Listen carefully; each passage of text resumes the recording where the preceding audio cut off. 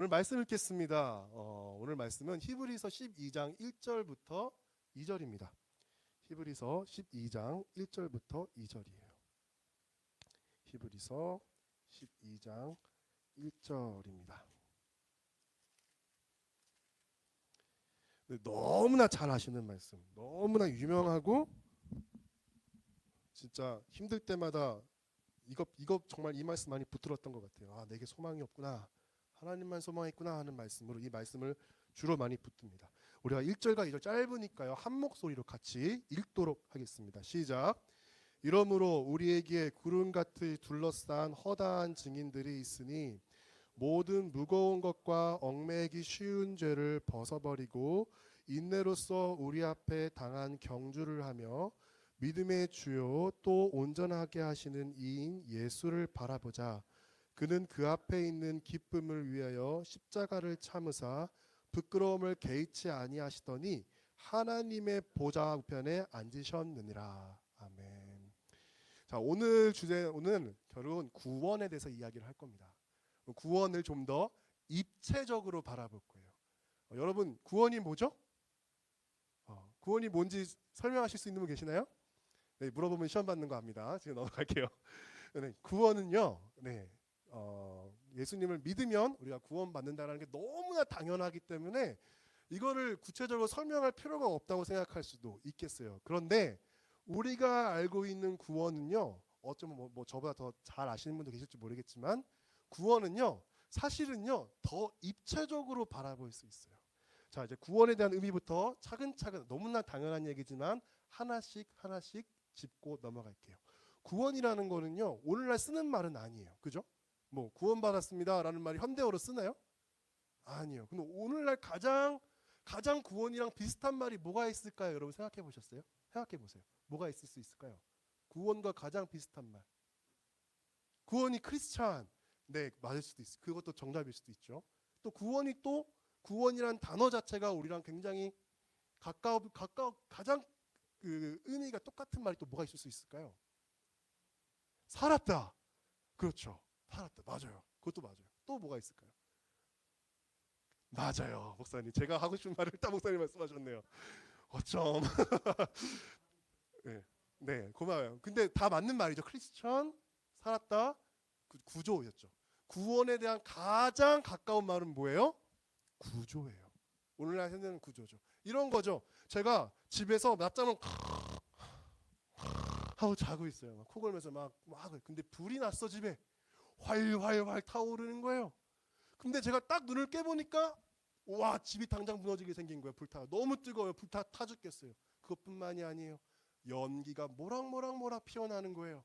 모락모락 피어나서 콜록콜록 숨도 못 쉬겠고 앞도 안 보이고 나갈러 보니까 안 보이고 떠듬 겨우겨우 문을 딱 짚었는데 웬걸 문이 아니라 불덩인 거야.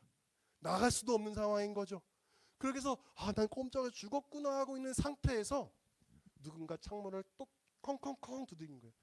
여보세요? 거기 사람 있어요? 거기 사람 있나요? 여기 사람 있어요! 살려주세요! 라고 외치고 잠깐만요, 저희는 119 구조대입니다. 창문을 딱 깨고 들어가서 그 사람을 딱 안고 밖으로 안전한 곳으로 옮기는 것, 이게 뭐죠? 구조죠. 구원도 마찬가지라는 거예요. 구원도 하나님이 우리가 죄와 사망과 저주와 죄된 인생에 가득한 우리가 죄가 죄인지도 몰라요. 너무나 익숙하게 범한 건 우리는 우리 죄 중에 익숙한 것들이 너무나 많아요.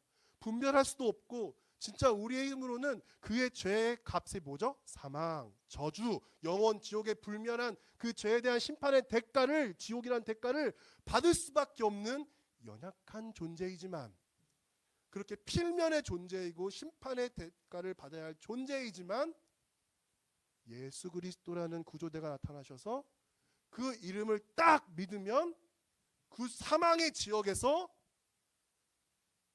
구원의 자리, 구조의 자리로 옮기는 것, 사실은 이게 구원이에요.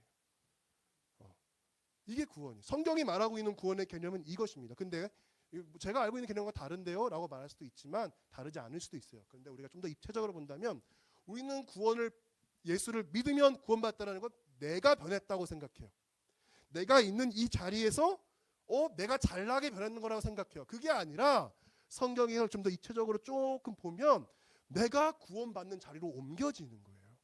세상이라는 사탄이라는 악하는 그런 영역에서 거룩하고 하나님의 부름받은 거룩한 공동체로 오는 게 구원인 거예요. 그래서 예수를 믿는다는 건 무엇이냐면 따라합시다. 하나님 나라에 들어가는 것이다. 근데 우리는 믿음 보통 생각하죠? 내가 구원받았어요 라고 생각하잖아요. 그런데 성경을 좀 더 입체적으로 본다면 설명해 드릴 거예요. 성경 입체를 본다면 내가 구원받았어요가 아니라 내가 구원받는 곳으로 들어갔어요가 더 맞는 답이라는 거예요. 볼게요. 그게 뭐냐면은 하나님은 공동체로 그 구원을 이루셨는데 그 믿음을 통해 이루어지는 구원은 예수를 믿고 내가 그 공동체로 들어가는 거예요. 하나님 나라에 들어가는 것이죠. 자, 이게 무슨 의미냐면 여러분 다윗 언약에 대해서 들어보셨나요? 다윗 언약? 사무엘하 7장 12절 13절을 뭐 읽어보셨으면 좋겠어요. 읽어보시면 좋아요. 굉장히 유명해요. 오늘 거기 메시아에 대한 약속이 나와요.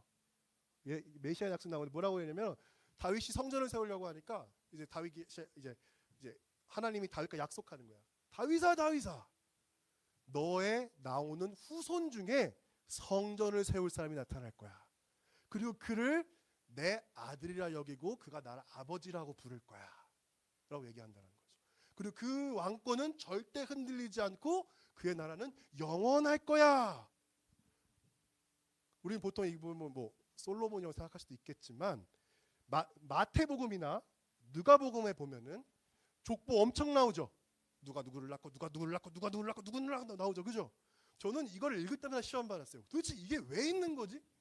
누가 누구를 낳는 게 뭐가 중요해? 묵상하는데 나랑 무슨 상관이야? 예수님 족보가 무슨 상관이야? 다윗의 아빠가 누구고 다윗의 아들이 누구고 아브라함 어쩌고 그게 무슨 교훈을 얻을 수 있지? 라고 생각했는데 다윗 언약을 딱 보니까 그 족보가 있다라는 건 뭐냐면은 맨 보통 앞부분에 있습니다. 족보도 예수님 족보가. 일단은 뭐냐면 복음서가 서두에 망치로 꽝꽝 때로 선포하고 딱 이야기를 시작하는 거예요. 예수가 그 다윗이 약속했던 메시아다 라는 것을 서두에 책 자체에서 그냥 주제를 선포하고 그 책을 시작한다는 거예요.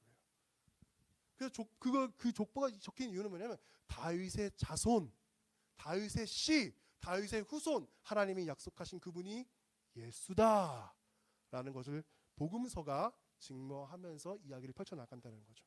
그러면서 예수의 탄생과 동시에 도래한 게 뭐예요? 따라합시다. 하나님의 나라. 하나님 나라예요. 이제 진짜 흔들리지 않는 그 왕권, 영원한 나라, 그 거룩한 백성을 모으는 그 나라로 탄생하는 것이네. 예수를 믿는다라는 건요, 단순히 내가 주님 내 죄를 용서해 주십시오, 내가 썩어빠졌습니다 이러면서 구원받는 거 맞죠? 필요합니다. 그건 뭐냐면 하늘나라로 들어가는 백성인 거예요. 그래서 천국은요 죽어서 가는 천국만 있는 것이 아니라요, 이 땅에서도요 하나님의 백성으로 살아낼 수 있는 하나님 나라가 있다라는 거예요. 이렇게 좀 굉장히 빠르게 주구장창 이야기를 나왔는데, 여러분 구원은요 예수를 믿음으로 말미암아 구원받는 것이 맞습니다. 할렐루야. 여러분 개개인의 성경에 보면은 100 중에 20 정도는 개인 구원을 분명히 얘기하고 있어요. 주 예수를 믿으라 그러면 너희 집이 구원받을 것이다. 개인 구원 분명히 얘기합니다. 근데 오늘 다윗 언약처럼 굵직한 창세기부터 계시록까지 스토리를 쫙 보잖아요. 단순히 개인 구원만 얘기하고 있는 게 아니에요. 하나님의 영원한 나라를 약속하는 스토리들이 더 많아요. 에스겔서, 이사야서, 그 개인 구원 얘기, 나를 위한 메시아, 단순히 그냥 나만을 위한 메시아인가요? 아니요. 영원히 멸망하지 않을 나를 구원해 줄 온전한 그 나라를 약속하는 것이 바로 수많은 구약의 약속들이라는 거예요. 근데 우리는 모두 생각하죠. 나와 하나님과의 관계만 생각해요. 나와의 하나님과의 개인 구원의 차원만 생각한다라는 거예요. 그러면서 그거의 병파의 최고의 정점이 저는 가나안 성도라고 봐요. 가나안 성도. 안 나가도, 교회 안 나가도, 공동체 없어도 나 구원받았으니까 나 혼자 개인 생활하면 되지. 그게 정말 진짜 구원인지는 한번 성경적으로 살펴보자고요. 교회는요 그 하나님의 나라라는, 물론 가시적으로 보여지는 그 하나님의 나라는 단순히 교회만 하나님 나라다라고 지칭할 수 없어요. 가정도 하나님 나라일 수 있어요. 할렐루야. 직장에서도 하나님 나라가 임할 수 있어요. 이 나라예요. 뭐 어디서든 기도 모임 하나님 나라가 될 수 있어요. 그러나 우리가 보편적으로 가장 공통적으로 인정한 것이 무엇이냐면 교회예요. 믿는 자들의 모임. 하나님이 우리 에클레시아 선교회도 있지만 부름받은 곳이잖아요. 하나님이 거룩한 나라로 부르신 거예요. 그게 어디예요? 교회? 그게 하나님의 나라라는 거예요. 구원은요, 개인 혼자 받는 것이 아닙니다. 하나님 나라에 속해서 공동체가 되어지는 거예요. 우리는 이걸 간과해서 안 됩니다. 개인 혼자 신앙생활 하신다고 저는 그렇게 개인 신앙생활 하시면서 온전하게 잘 해내는 부분, 오히려 타협을 더 지혜롭게 잘합니다. 그러나 공동체가 바로 서 있는, 하나님 나라의 진리가 바로 서 있는 공동체에 들어간다면 오히려 죄를 이기기가 쉬워요. 근데 이기기 쉽지 않다면 둘 중 하나죠. 공동체가 이상하거나 내가 거짓말하고 있거나, 둘 중 하나입니다. 어쨌든 그렇게 하나님 나라의 온전한 교회에 속하는 것이 구원이라는 거예요. 그런데 이 공동체에 속하게 하는 방법, 그게 뭐예요? 믿음이는 거예요. 예수를 믿으면 나에게 자격이 주어지는 거예요. 의롭다 칭함을 받고, 자격은 안 되지만 의롭다 칭함을 받고 그 나라의 백성이 된다라는 건데, 야고보서에 이렇게 하고 있어요. 야고보서에 보면 행하지 않는 믿음은 죽은 믿음이다. 그럼 믿는다라는 건 뭐예요? 행하는 건가? 믿는다라는 건 행함을 수반하는 거죠. 믿음 행함이 오는 건데, 그럼 도대체 무엇을 행해야 믿는다고 그것이 수반되는 것일까라는 질문을 할 수 있을 것 같아요. 그렇죠? 아닌가요? 그냥 믿으면 예수 믿습니다라고 했는데 야고보서에 보면은 야, 행하지 않는 믿음은 죽은 믿음이래 라고 말하고 있잖아요. 그런데 그러면 도대체 그 행함이 무엇이냐라고 얘기한다면 뭐 야고보서의 말씀을 갖고도 얘기할 수 있겠지만, 빌립보서 2장 5절의 말씀을 들어서 얘기하고 싶어요. 찾아볼 수 있으면 찾아보면 좋겠는데, 찾아보면서 따라했으면 좋겠습니다. 예수님의 고난에 동참하는 것, 이게 믿음이에요. 여러분 믿어서 예수님 나를 제 죄를 사해서 구했습니다라고, 네, 예수님 믿습니다, 그렇게 시작합니다. 틀리지 않았어요.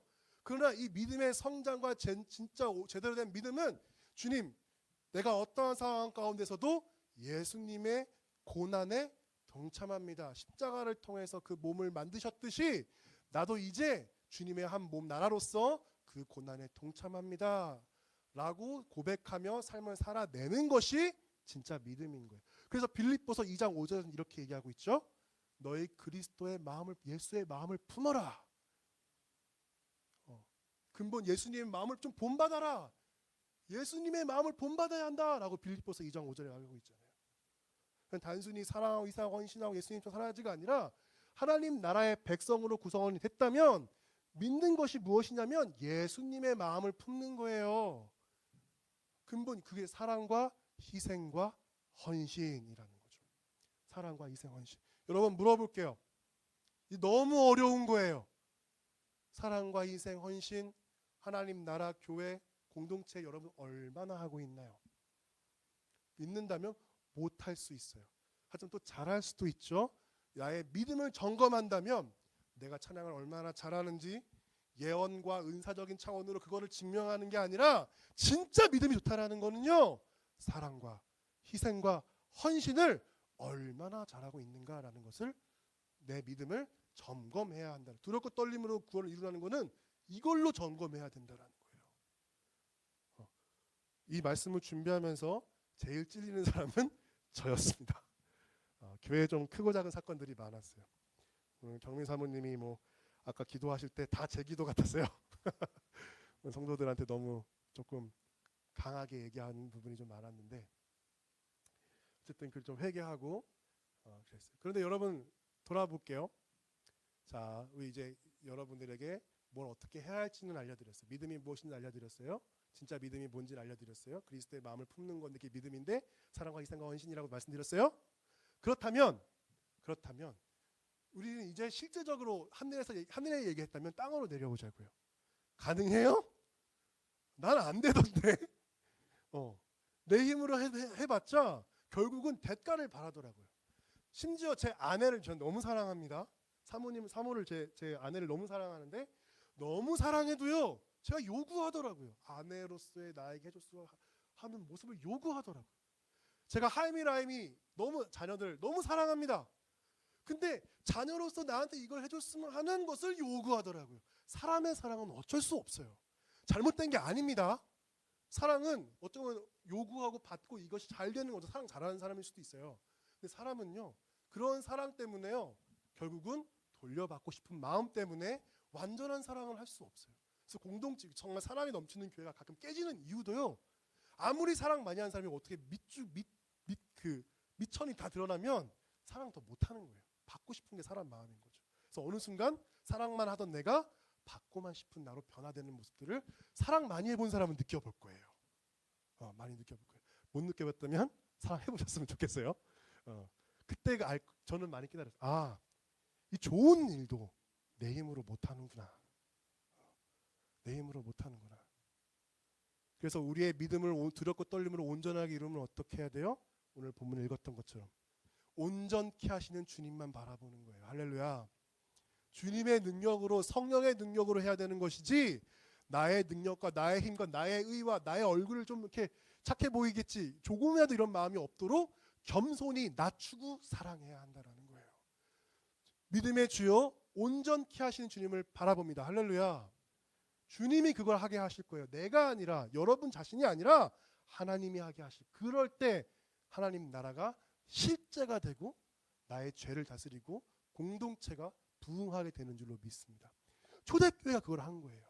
성령이 딱 임하고 방언 터지고 뭐 역사가 일어나니까 현상이 목적이 아니라 교회에 일어났던 그 세상을 칭찬받는 일들을 했다는 게 진짜 저는 본질이라고 믿어요. 부흥이 임하잖아요. 그 교회에 서로 사랑하고 희생하고 헌신하고 그 수많은 능력으로 교회를 사랑과 섬김을 사용하기 시작하니까 세상이 그걸 보고 칭찬하고 날로 늘어가는 일들이 있었잖아요. 사도들이 설교를 해도 성령의 역사들이 팍팍팍 일어났잖아요. 사랑과 희생과 헌신, 이것이 공동체 안에 있을 때 주어져요. 근데 내 힘으로 안 돼요. 그래서 이것을 좀 더 잘할 수 있는 방법이 무엇이 있을까? 여기까지는 누구나 할 수 있을 것, 말할 수 있는 것 같아요. 저도 고민 많이 했습니다. 많이 해서. 그렇다면 우리가 어떻게 기도해야 할까? 온전한 주님을 바라본다라는 이 기도는 무엇일까? 좀 더 구체적으로 기도할 수 있으면은 대표적인 예로 어떤 분을 본받아서 기도하면 좋을까라고 생각하고 연구해 봤는데, 시편 54편에 낙헌제라는 게 나와요. 시편 54편 누가 쓴 줄 아시는 분? 네, 다윗이 썼습니다. 다윗이 시편 54편에 뭐라고 얘기하고 있냐면요, 다윗 시편 54편에 이렇게 얘기하고 있어요. 그러니까 시편 54편은 결국 뭐냐면은 그 배경이 십광야에서 다윗이 사울로부터 죽임을 받을까봐 쫓겨나서 십광야로 숨었는데, 그 십광야가 유대 지역이에요. 유대 지역, 유다 지역인 거예요. 그러면 다윗의 정치적인 기반이 되는 거예요. 소위 말하면은 오늘 대통령의 정당의 힘이었죠. 네. 그리고 뭐 이모부 그분도 그 민당의 그 기반을 갖고 있잖아요. 그것처럼 다윗의 정치적 기반이 유다 지파였는데, 그 유다 지파의 기반을 갖고 있는 게 십광야였어요. 그래서 다윗이 글로 숨어 들어간 거예요. 내가 의지할 거는 이제 사울로부터 보호를 받을 수 있는 거는 내 기반이구나 하고 유다로 딱 숨어 들어간 거지. 그런데 유다 지파의 그 십광야 사람들이 사울에게 2번이나 다윗을 팔아요. 왜냐하면 자기네가 공격당할까, 사울한테 군대 공격당할까봐 2번이나 다윗 여기 있대요, 다윗 여기 있대요 이렇게 꼭 일러 바친다라는 거예요. 일러 바친다라는 거죠. 그럼 다윗의 마음이 어땠을까요? 자기가 믿고 따르던 왕, 혹은 하나님께 영광 자기 순전을 다하여 바쳤던 그 나라의 왕이 하나님의 나라에 충성을 다했는데, 돌아오는 것은 창뿐이고 비난뿐이고 수많은 죽음과 암습에 놓여 있는 그가 상처받고 목숨마저도 위태위태하여 숨은 그곳이 또 나를 2번씩이나 배신한다고 생각한다면 다윗의 마음은 어땠을까요? 감히 상상하고 낙심했을 거예요. 내가 더 이상 갈 곳이 없네. 숨을 데가 없네. 나의 죽은 모습이겠지. 끝났구나. 절망. 근데 다윗은요, 시편 54편 후반절에 뭐라 그러면요, 낙헌제를 드릴 것이다 라고 얘기해요. 그리고 밑에 보면요, 하나님께서 이미 나를 지금까지 원수로부터 지켜주셨기 때문에 나 지금 있는 이 문제 아무것도 아니에요. 낙헌제를 드릴 것이다 라고 얘기해요. 감사제를 드릴 때 세 가지 제사가 있었어요. 첫째는 하나님께서 감사한 일이 일어났을 때 당연히 하나님 감사합니다 하고 우리 드리는 감사헌금 있잖아요. 그 감사제를 드리는 거고, 또 서원제가 있었어요. 하나님, 내가 이것이 이미 해결되었음을 믿습니다 하고 드리는 제가 서원제였어요. 근데 낙헌제는요, 낙헌제는 하나님, 내 삶에 감사하던, 내 삶이 어렵던, 그냥 하나님은 하나님이세요, 선하신 분이세요, 그냥 제물을 드릴게요. 이게 낙헌제예요. 대가를 바라지 않고 하나님께 섬겨드렸다라는 거죠. 여기서 힌트를 얻었어요. 맞아요. 우리가 영혼을 섬기고, 제가 에녹 형제가 막 배고프면 밥 사주는 거, 혹은 우리 병건 형제가 뭐 배고프면 밥 사주는 거, 뭔가 자꾸 돌려받으는 마음이 사람의 마음이라면 하나님께 드린다라는 마음으로 대가를 바라지 않고 온전케 하시는 주님께 기도하며 꽉 믿음 주님, 내게 이 다윗의 믿음을 주시옵소서 하면서 사랑하고 섬기고 희생하에 제사를 드릴 때 비로소 하나님의 놀라운 기적이 다윗에게 있었던 역사처럼 우리에게도 임할 수 있다라는 것입니다. 할렐루야. 우리는 계산하는 걸 멈춰야 돼요. 계산을 멈춰야 돼요. 제가 제일 원래 계산하는 타입이 아니었습니다. 그런데 나이가 많지는 않지만 사회생활을 하고 또 이렇게 좀 하다 보면 또 교회로 섬기기 시작하고 많은 교회들을 겹치면서 굉장히 세속이라는 말은 그렇고 계산하는 거 많이 늘어났어요. 이쯤 했으면 됐지, 이쯤 했으면 이런 일이 있을 거야, 내 역할은 이걸 거야, 계산하더라고요. 많이 회개했습니다. 하나님 나라는 그렇게 임하는 것이 아닌데, 구원은 그렇게 임하는 것이 아닌데, 하나님이 그러라고 나에게 구원 주신 게 아닌데, 온전케 하시는 주님을 바라보며 근본 예수님의 마음을 본받고 사랑과 희생과 헌신, 그리스도의 고난에 동참하자. 그리하면 우리의 위기도 다윗처럼 하나님 구했던 것처럼 다윗처럼 구했던 것처럼 우리도 구하실 줄로 믿습니다. 할렐루야. 그러한 은혜의 역사들이 있는, 이게 진짜 기적 아니겠습니까? 이게 진짜 기적 아니겠냐고요. 공동체를 통해서 임하는 그런 놀라운 하나님 나라의 축복을 경험하는 것이 너무나 어려운 시대에 살고 있는 오늘날 이거를 경험하는 게 저는 기적임을 믿어요. 온전케 하시는 주님이 그러한 경험이 저와 여러분에게 있어서 하나님께 영광 올려드리고 여러분의 삶을 통하여 복음이 전파되는 일들이 있기를 간절히 소망합니다. 할렐루야. 자, 기도했으면 좋겠습니다.